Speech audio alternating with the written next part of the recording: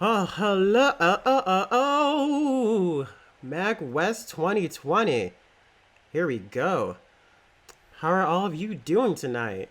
I ask, pretending that I can hear any of you. Uh, well, let's not waste any more time. Let's just get this on the road.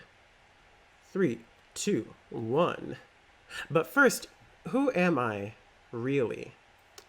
Well, let me explain. My name is Akil, but on the internet, I'm also known as Casadini sometimes. Uh, my credentials are that I'm a game music composer, a music theorist, and a general nerdy person. Those first two things I got a degree for when I went to school. The last thing, I didn't need one because it's always been me. I'm also this is my first time ever live streaming, so I guess that means I am now a true gamer. And I also post music sometimes at TurtwigX on Twitter and at Casadini TurtwigX on Instagram. Should you want to check that out, plug. I'll put that back up later if you want to talk about that. And also, we're going to get into some things. First, what leitmotif really is. We're going to learn how it can be utilized in multiple different layers. And then we're going to see how we can use it to craft pieces of music that really enhance emotional attachment and then drive the narrative in a story. And if anything I say at some point is confusing, just drop a question in the chat and I will be there to answer it at the end. And also, little disclaimer, I am 100% American, so a lot of my background comes from the, let's say, the 18th century harmonic and melodic development of European musicians. So a lot of what I do is going to be very Western centric. I have friends from other cultures. I don't really know their music, so that's just a little disclaimer, but let's get into it.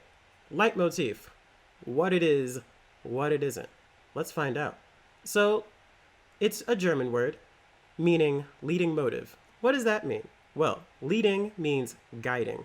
Guiding or most important. And then motive. It is the musical definition for a short piece of music but long enough to maintain meaning. So if we're talking melody, that's like 2 notes about.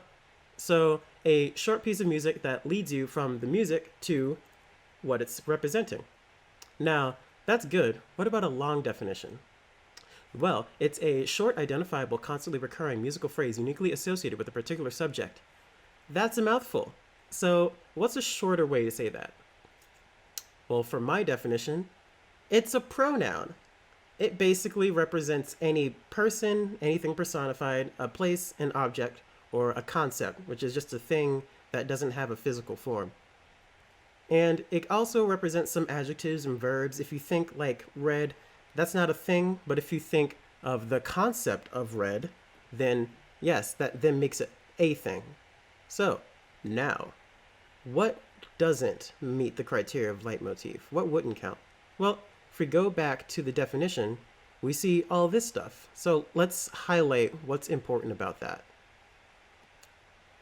So it's got to be short, identifiable, got to come back, it has to be uniquely associated, and with a particular subject. So now, that means it can't be too long or generic, infrequent, common, or broadly distributed. So that's a lot of things, but it's really easy when you think about it. If it's too long, then you can't really store it into your memory. It's too much information for you to take in all at once. It has to be short and sweet. If it's too generic, like the note A, sure, A is a nice note, I assume, but how does that retain meaning? It's not enough information. It has to be distinct. If it's infrequent, then why would it represent something if it never comes back? That wouldn't really make sense, would it? If it's too common, if it's all over the place in your score, then, well, it's not going to really attach as well. And if it's broadly distributed, that's the other side of the same coin. If it represents too many people, then how is that going to be distinct? So, there are always exceptions to this rule, and I'll get into those soon. So, first, let's talk about theme versus leitmotif and how those are similar yet different. Theme, or subject as it's sometimes known, is a fully developed musical idea. Nice. Leitmotif is usually a small subset of that theme. So it's part of the theme, but not the entire thing. And it's usually removed from its original context. So for an example, let's take Zelda's Lullaby from Ocarina of Time. I mean, technically a Link to the Past, but I'm using Ocarina of Time. So she has her main theme in the game. It's the song that plays when you first meet her.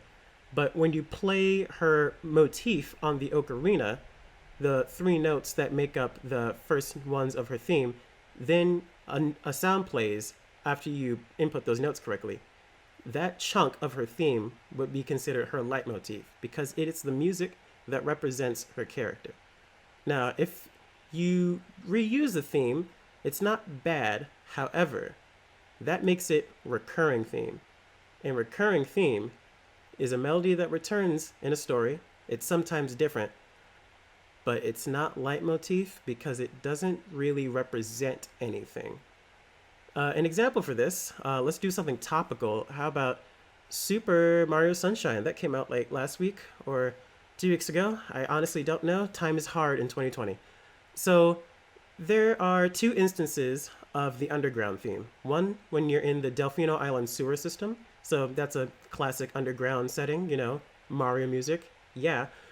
And then there's another time it's played, and that's for Shadow Mario. Now, he has his own leitmotif, but in his theme song, the melody is also the underground theme, and it's like, okay, that works. It's a classic Mario song, but in that instance, it's not really representing anything other than the fact that it is the classic track. It's not the two things aren't related. Shadow Mario has nothing to do with the sewers.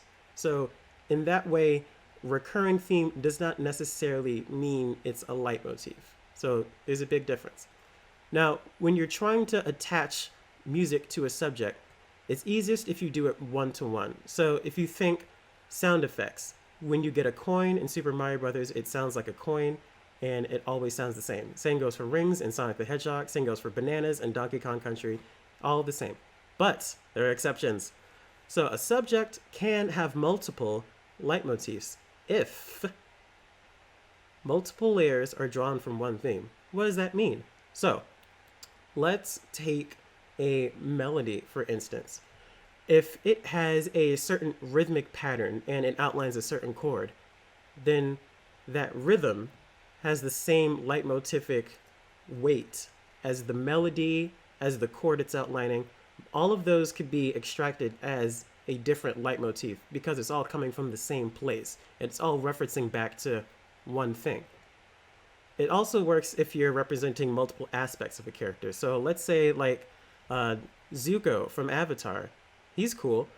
He starts out with the Fire Nation theme, but eventually he becomes his own person. He adopts the Blue Spirit persona, and then he gets an entirely new one, and then eventually sheds his old theme because it shows his growth, character growth.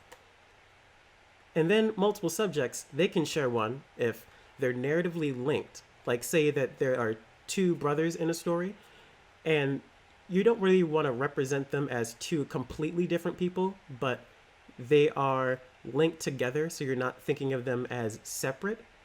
You would want them to share a theme. Maybe they can be a little bit different, maybe a different rhythm here and there, but you want them to be really similar. And it also works if you're going for a group of subjects. So say you have a village or a group of objects or a tri-state area. They could all share one theme because you're thinking about them as a collective. So now, let's move on to the meat of this presentation, the layers. So, what are they? Well, I've decided to pick out 7 different musical parameters, roughly in order of most common to least common, and it's also very subjective. It took me hours to put this order together, and if we're being honest, I would probably change it the second this is over because it's really difficult to tell but they are melody, instruments and timbre, genre and style, rhythms, harmony, scales and modes, and time signatures. So what we're going to do, we're going to go over each of these things, how they're most commonly used, how they mix with other things, and some drawbacks with musical examples. Let's start out with melodies. What's so great about them? They're really common. So what makes that a good quality? Well, when you hear a melody, it's sort of like singing because, or talking. That's what makes it human, because when we talk rhythmically, and when we do inflections, we go up or down in pitch. So when you hear a melody, it's sort of like hearing someone talk to you. And using it is a similar way. You speak rhythmically, you write a bunch of different rhythms, you go up and down in your pitch, so you have a lot of different pitch intervals to play with. There's like a wide canvas of things you can do with melody, and it makes it very expressive. And when you combine melodies together, you can do them one right after the other, but another great way to do it is counterpoint. So if you've ever heard a musical by Stephen Sondheim, then you know about his crazy contrapuntal pieces where you have 5 characters singing at each other at the same time. All of their melodies they're singing are completely distinct, but even when they're together, it makes this beautiful, full picture of sound. And that's a fun thing you can do if you have a bunch of melodic leitmotifs happening. And then with other things, melody really works well with others too. Sometimes it might get a little tricky with harmony, should the notes not match up, but typically it all works out. But the one thing I picked out for a drawback is sometimes it could sound a little repetitive, because think about if your phone was constantly ringing. Eventually you would tune it out. You would get tired of it. Same goes for melody if it shows up every single second that you turn a corner. But if we're talking video game music, it's music that's designed to repeat, so who cares? It's not a big issue. But for this example, I've decided to go with a tune from Mother 3. This is a Gypsy Party theme, and what I want to key in on here is the saxophone. Let's hear that.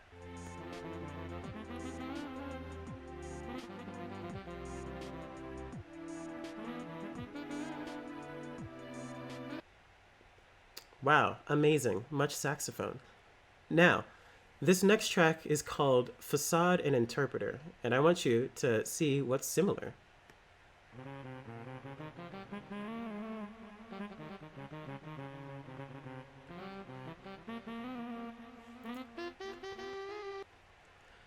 Okay, well, that was a very similar saxophone track. And I can already hear you now. Not really, but I can hear you saying, but that's the same melody. That's a recurring theme. That's not leitmotif. But wait, it is, because it's removed from its original context. You see, the original one was bright and poppy, and there's a lot of other stuff going on. This one strips all of that away and forces you to listen to that saxophone. It's somber, it's slower, it's very echoey. It's a very dark thing, and it's also a bit of foreshadowing, which I won't spoil for you if you haven't played this 14-year-old video game, but it's a very important piece of music. So, next, we have one of my favorite things, instruments and timbre. It's really fun because it could literally be anything. Think of any instrument with a distinct sound. Clarinet, that's a leitmotif. Violin, that's a leitmotif. That hot bass sound from Sonic 1, that's definitely a leitmotif. It's a great one. And how would you use it? Just make it play notes. Literally any notes. If a person shows up in a story, have the instrument come. Boom, leitmotif. It's that easy. That's all you have to do. It mixes well with other instruments because all you have to do is make an ensemble. Just put the instruments together. They usually work out as long as they're not anything too crazy. And they also play well with all the other layers because all you have to do is play those things on the instrument.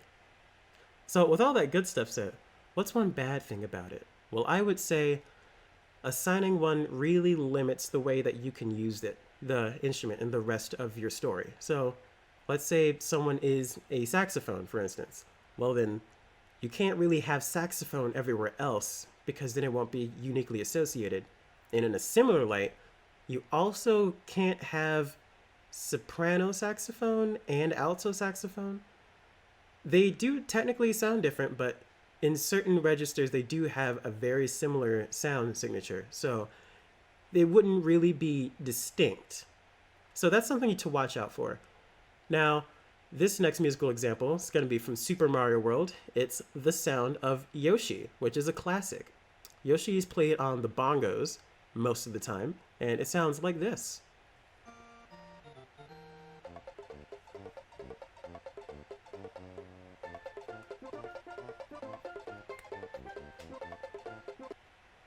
Fun. So that's the basic overworld theme, and you can hear the bongos were doing their thing. So now let's move on to the athletic theme.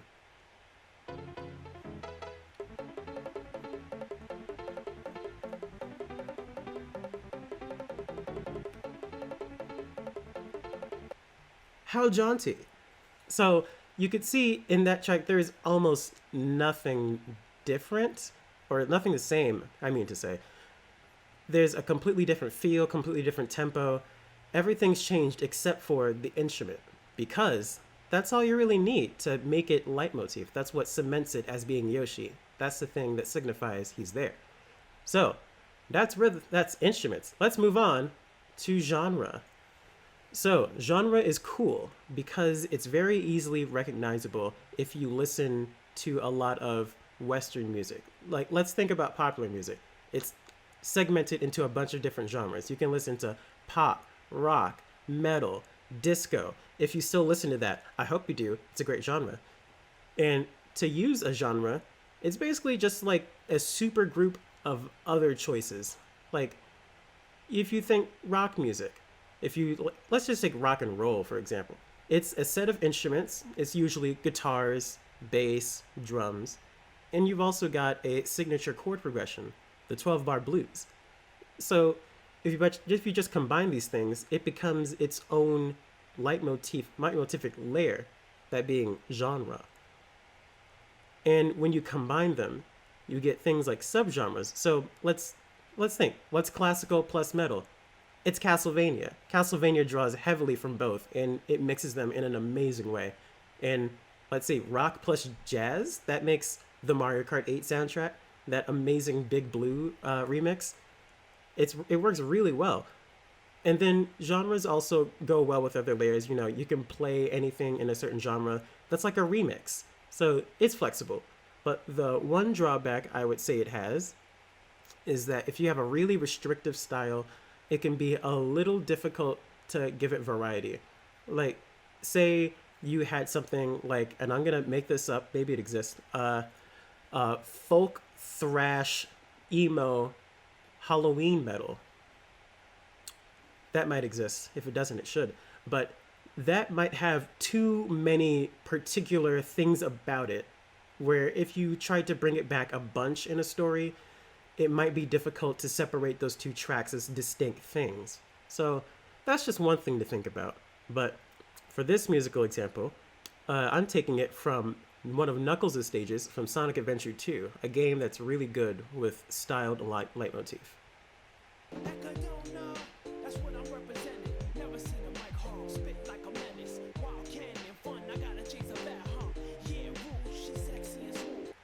It's a good thing I cut that off. I'd be listening to it all night. So, what are the layers that are going on in there? So, if you think hip hop, you've got the beat, you've got the instruments, and you've got the drums happening, and then you have the rapper.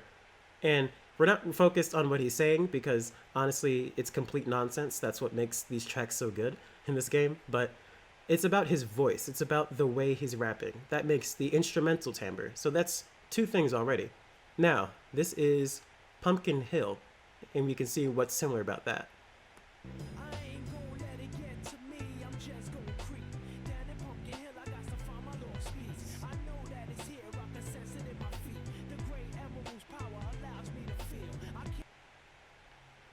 So you see they brought those two elements back, and it happens across all of his stages.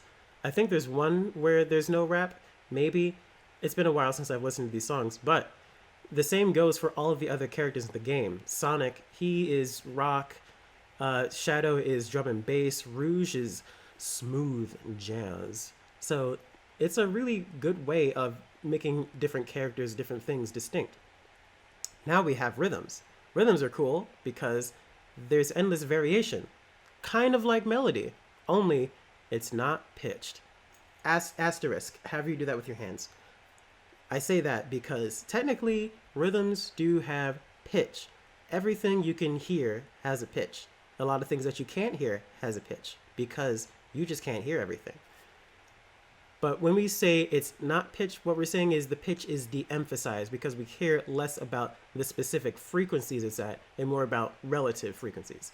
But I said it's not pitch because it's easier to think about it that way. So, if you're combining rhythms together, you can sometimes get polyrhythmic things happening. So, if you have like a classic 2 against 3, that's a good hemiola. But it doesn't have to be that simple. It can just be two different rhythmic tracks playing against each other, and they will make this amazing crossbeat, and it'll sound fantastic.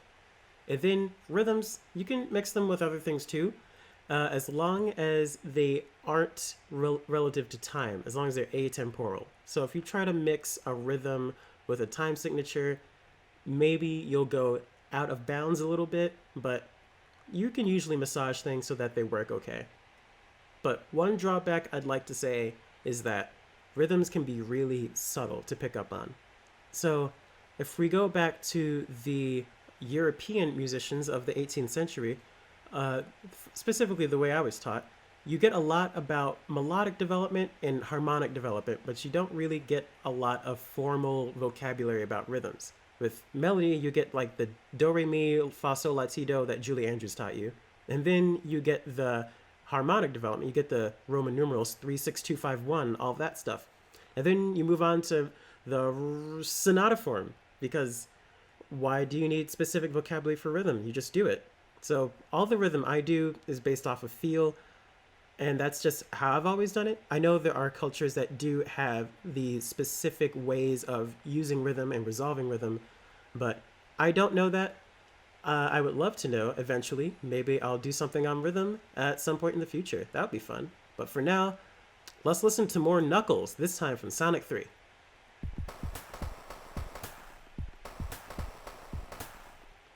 Sweet. So, that's his theme from the Sonic 3. Not Sonic 3 and Knuckles. They change his theme in the second game where he gets a much longer theme and it's melodic instead of just rhythmic, which is, boring, but whatever, I guess. So it comes back in this track, which is the Act 1 boss theme. So what's interesting about this is that I think it's not just Knuckles' theme. I don't think that's how you should think about it, but it's also the theme of the antagonist. So let's listen.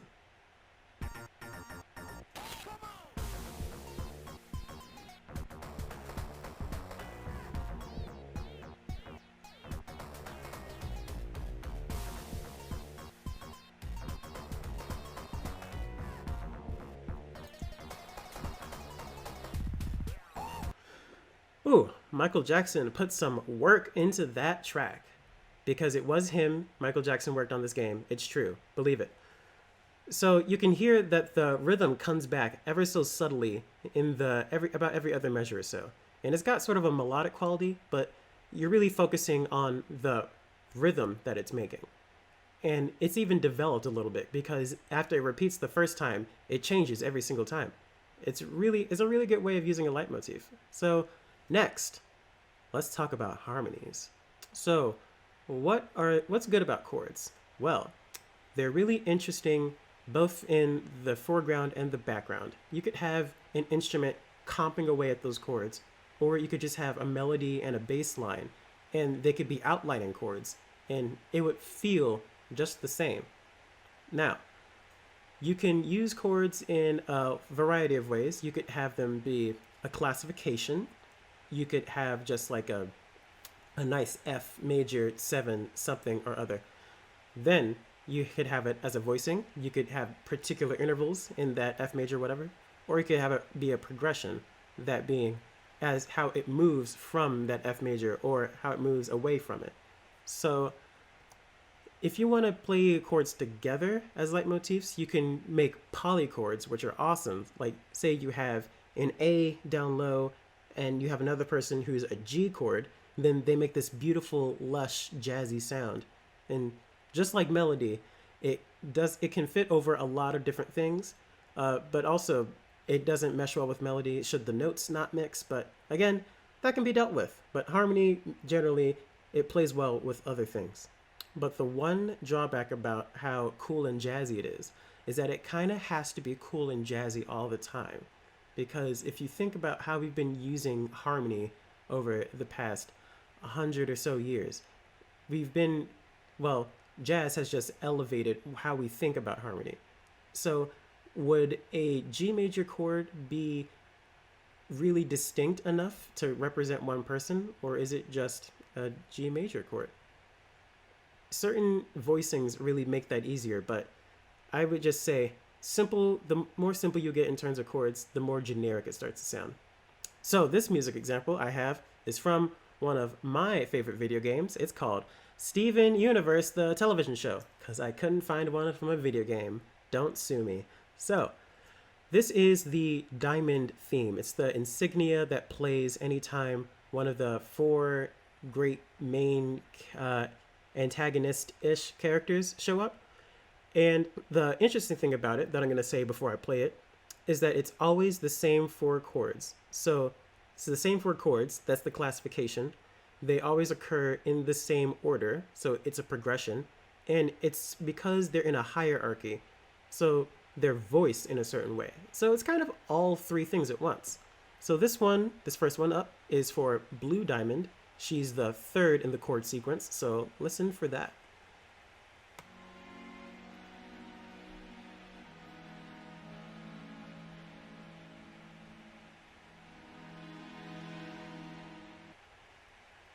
Relaxing. So next we have Yellow Diamond. She's second in the sequence, and it's similar enough, but also different. Let's listen.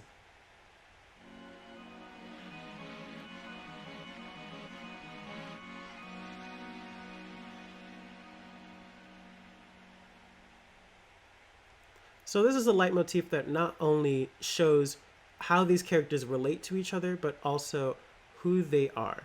And they're just four major seventh chords. And it's that easy. So now we move on to something interesting. Scales. How is that different from melody? In a lot of ways.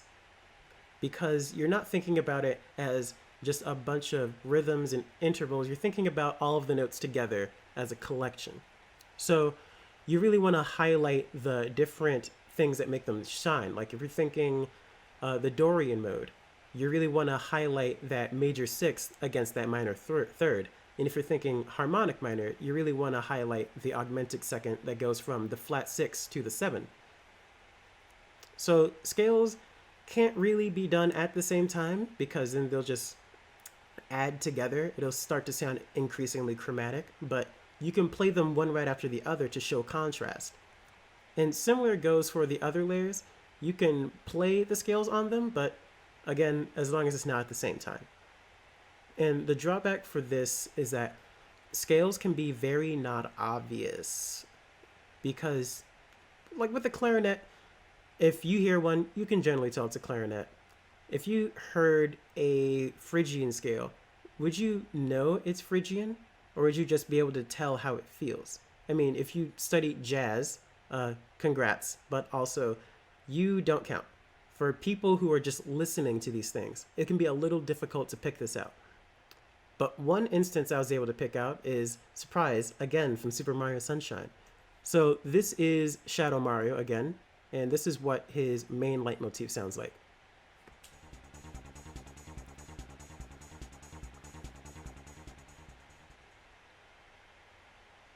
Impressive. It sounds melodic, but let's focus on the different intervals that are in there. It's a series of half steps going up from C to E flat. And that's very chromatic scale, if you think about it. So let's move on to his full theme. Let's listen to that.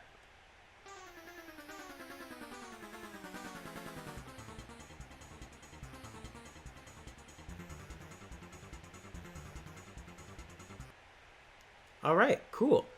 So that figure comes back, but it also modulates up about a major third. So going from C to E flat now is going from E to G. So that's half steps all the way from C to G. That's half a scale. That's very chromatic. And you even have that little flurry in the beginning of wild chromaticism. So really, it's the scale that represents the character more than just the melody. Although the melody also does, because it could be both. Now, next, we have time signature. So time signature is funny. It's the structural backbone of a single measure. So if you think about just one measure, everything goes on top of how many beats you can fit into it. And that's the time signature. So basically, anything that you use it for, it's going to be completely in the background. You will be able to feel it out, but you won't be able to signify any particular time signature like you can a single chord. Now, when you combine time signatures together, you can have polymetric possibility, different from polyrhythm, because it's like you're feeling two things out of phase with each other, if you've ever studied minimalism. A good example of this is Junichi Masuda. He loved to do this in Pokemon Red and Blue. There are like 3 different tracks where there are different channels out of phase with each other, so they're making a polyrhythm. The Pokemon Mansion theme has one track that is ever so slightly off, so that it makes a full repeat once every 8 hours. That's kind of crazy. It's a little subtle, but also crazy, and that's why I love him. And it sits really well under atemporal layers, just like rhythm, because if you combine time against time, you kind of have to massage it, but you can make it work. You can make anything work. The hard part, though, is that it can be difficult to implement. Because it is the structural backbone, it's hard to, if you have a bunch of characters who are different time signatures, just come in and out, changing the feel of the music with every single measure. How would you make that work? You could, it would just sound weird unless you were a prog musician and that's how you make your money. So it was really difficult for me to find an example for this, so I instead decided to take a big old leap of faith. So this is Meta Knight's theme from Kirby Superstar. It is in 5/4. Let's take a listen to that.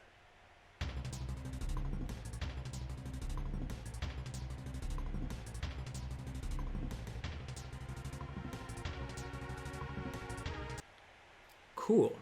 So this next one is the Galactonite theme. So at the end of Kirby Superstar Ultra, Meta Knight's campaign, you fight the strongest warrior in the galaxy. And what he has is a theme in 4/4, not 5/4. It's in 4/4 most of the way through. The one thing is at the very end, he does some tricky stuff where it switches between 3/4 and 2/4. So let's listen to that.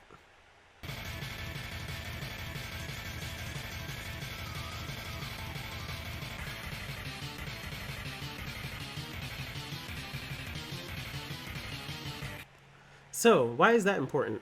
Well, if you think about 5/4, it's usually split up into groups of 3 and then 2.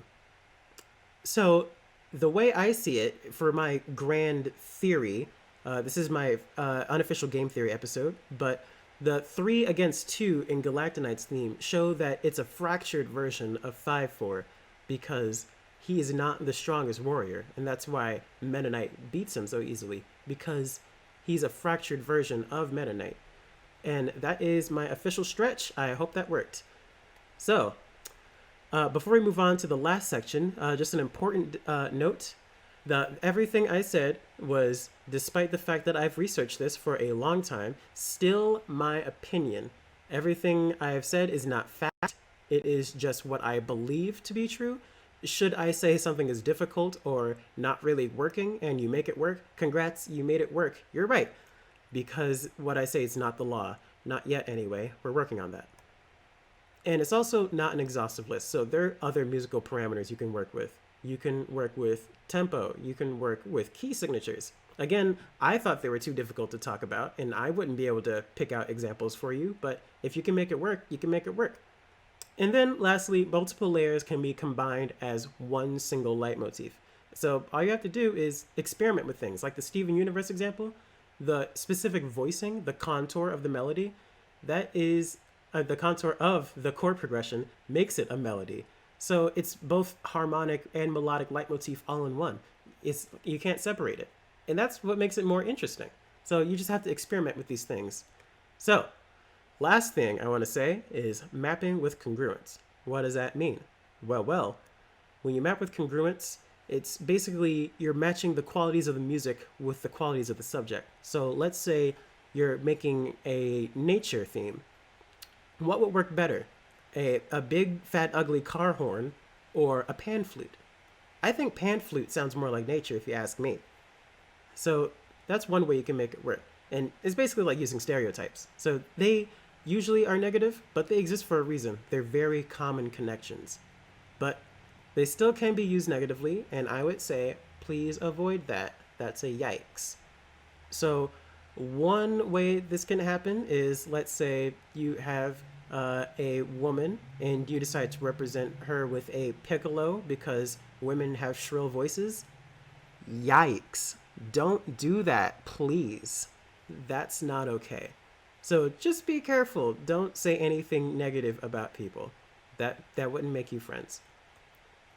All right, so it's time for the last section, layering the leitmotif. Let's do this. So just to recap, we've seen what leitmotif is, we've seen what it's not, and we've looked at all the different layers.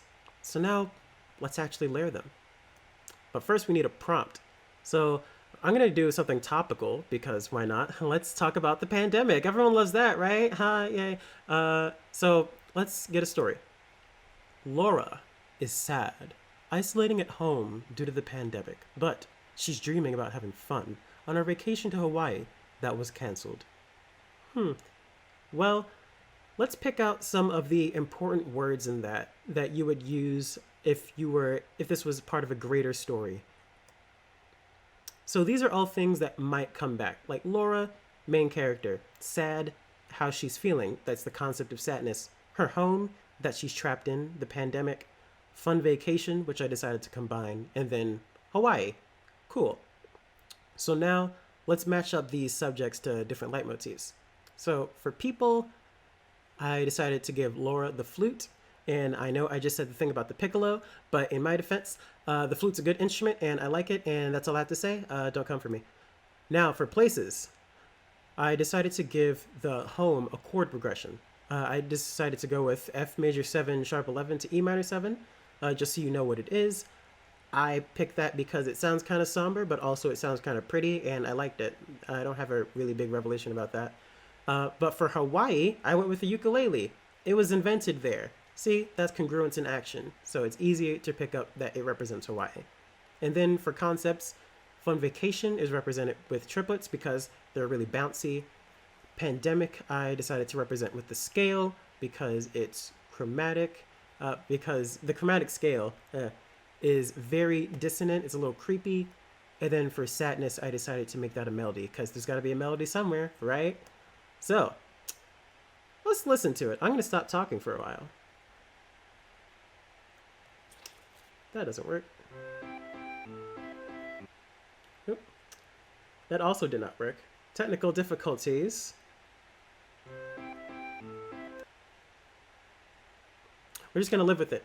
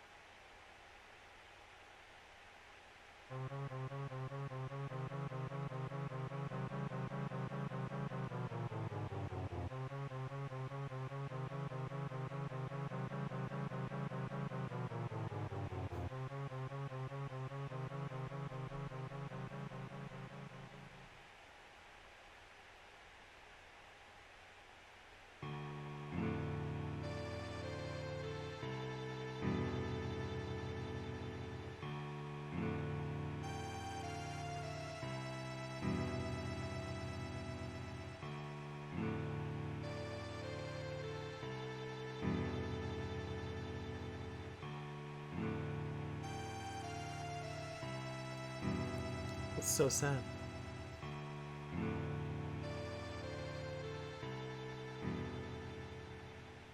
Well, now for the full thing.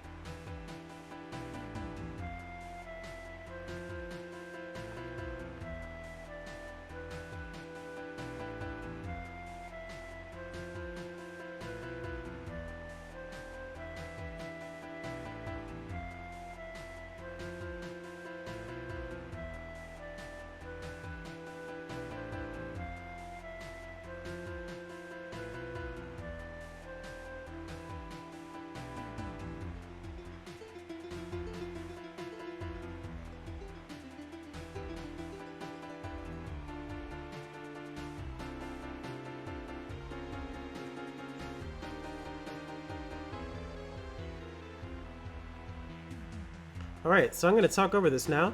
So first, the drums and the bass are not leitmotif. They're just there to sound cool. Not everything has to be a leitmotif. It's just filler. And then you have the chord progression being played on the piano instrument. That's the background hum chord progression. Then when the flute comes in, it's the sadness melody. So Laura is sad and she's in her house.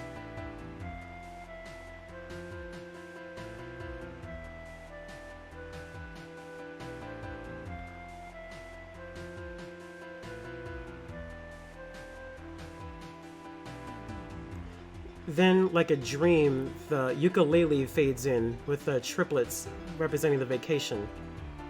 And this next part comes in. So okay for now, then it gets a little more weird, and then you hear that chromaticism comes out as the pandemic breaks the dream.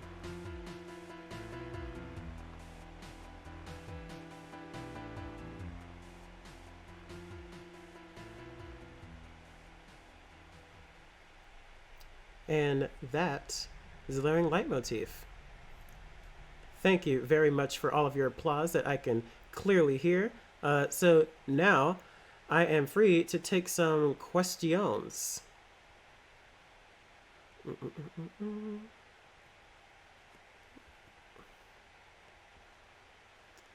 Let's see. Where are the questions?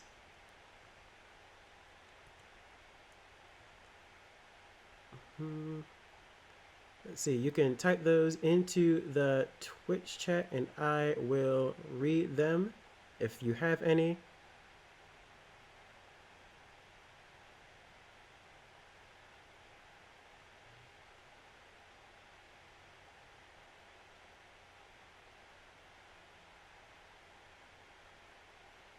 Oh, here's one. It's hard to see these. It's so much easier in person. Okay, so should one lay out all leitmotifs at the start of a composing project? Well, what I'd say is you should get a good feel for who you think are going to be your main characters, who are going to be, what are going to be your most important things.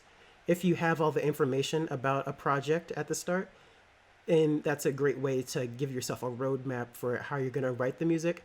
If you don't know what's going to happen, like say you're on a TV show and you're just given the stuff as you're going along, like, oh, we're introducing a new character, oh, we're dropping a new character. You just kind of have to predict what you're going to do and just assign where you see fit. So, like, I would say it's good if you lay them all out. If not, that's okay too. It's all up to what you decide to do. Let's see here.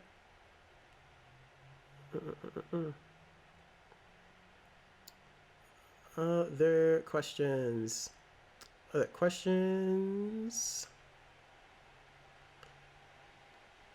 It's hard to see what's a question because I can't see which ones are the question marks.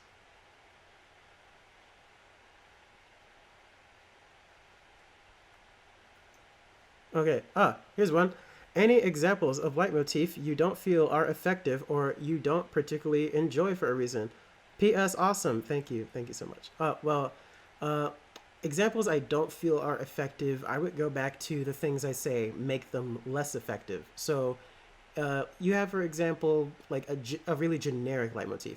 I personally can't think of one off the top of my head. If I had to choose, I'd say something that isn't really brought up that often, like if a character had a bunch of different themes. In fact, one that works, Iron Man's theme in the Avengers movies. Which one is his theme? He has a lot of them. None of them really ever come back, even when he dies. So, how can you musically connect to this character other than the fact that it's Robert Downey Jr.'s face being all on the big screen? It's difficult. So, that's one example I'd say that aren't as effective. I do enjoy all the music in those movies. It's usually pretty good. I just think the production quality as a cinematic universe is a little low, but that's just me. I kind of like Marvel movies, but they're a little messy musically. There are lots of YouTube videos on that. You can look at those later. All right. Let's see. Can do maybe one more question. Should one pop up?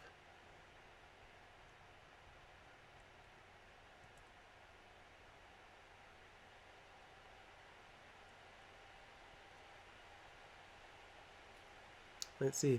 Any notable examples of leitmotif blended with game design that you like aside from the ones mentioned? Let's see. Blended with game design. Well, let's go back to Mother 3 because Mother 3 is an amazing game. So when you are attacking, when you're using your basic attack, you can do this thing called a 16-hit combo, and each character has their own instrument. Kumatora has an electric guitar, Duster has a bass guitar, Boney is barking. That's a timbre. It counts. And Lucas, he's like an acoustic guitar, right? It's been a while. Don't hate me. But all of those are instruments particularly assigned to them because it matches how those characters' emotions are. If you see like Duster, he actually goes out and plays bass in a chapter. So it's like a realization of his leitmotif. Lucas, he is the acoustic guitar, so he's like the thing that ties everyone together because he's like the central instrument. Kumatora, she's a little spicy, so she's got that distorted electric guitar. Boney's a dog, so he barks. Yeah, that's it. Let's see. So, well, let's move on. All right, so thank you all for coming. I really had a fun time. So, just in case you wanted to get these slides, you can find those on my Twitter. That's at TurtwigX again. I also have a Bandcamp. That would be cassadini.bandcamp.com. It's Bandcamp Friday, so if you enjoyed this, you could throw $1 or $2 my way, and all the processing fees are waived, so it all comes straight to me. I need to eat tomorrow. I would appreciate that. I also have a YouTube. That's youtube.com/TurtwigX. And again, my Instagram is CassadiniTurtwigX. And I have a few sources listed, Wikipedia entries, which have the articles listed for leitmotif, theme music, Richard Wagner, many others. And all the sources are at the bottom. You've got great YouTube channels like Sideways, who does a lot of stuff on leitmotif. You have 8-Bit Music Theory, who was just on a few hours ago. He's fantastic. And you have some great papers, especially Christopher Heckman's Matrix dissertation, which goes into the insane quality of leitmotif in the first Matrix movie. I got that from a Sideways video, and it inspired me to redo this entire thing. And all right, that's all from me. Hope you guys have a fantastic MAGWest 2020!